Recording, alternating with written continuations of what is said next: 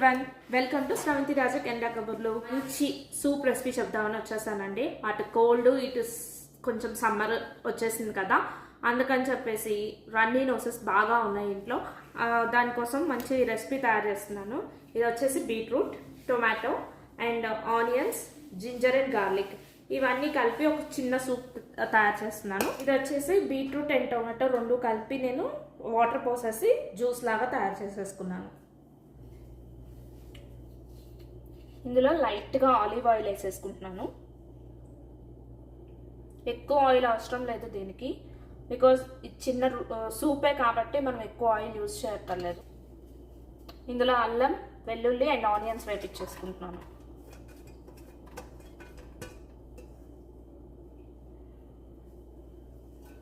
వేపుకుంటే సరిపోతుంది, మనమేమి బాగా మసాలాకు వేపుకున్నట్టు వేపుకోవాల్సిన అవసరం ఉండదన్నమాట. ఇందులో కొంచెమే సోయా సాస్ వేసుకుంటున్నాను, కొంచెం టొమాటో కచప్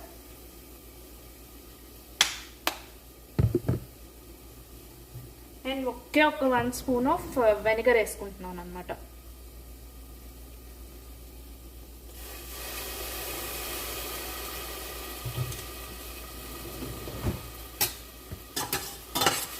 కొంచెం మగ్గిన తర్వాత ఇందులో ఫైనల్గా బీట్రూట్ జ్యూస్ యాడ్ చేసేసుకుంటున్నాను.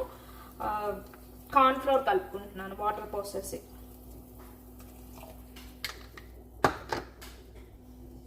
అండ్ ఇందులో వచ్చేసి లైట్గా సాల్ట్ యాడ్ చేసేసుకుంటున్నాను. పెప్పర్ వేసేసుకుంటున్నాను అనమాట. నేను పచ్చిమిరకాయలు వేయలేదు కాబట్టి కొంచెం పెప్పర్ వేసుకుంటున్నాను. So finally hot soup ready అయిపోయింది.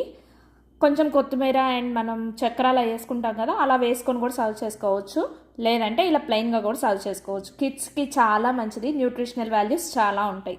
Please like, share and subscribe Sravanthi Raju Canada కబుర్లు.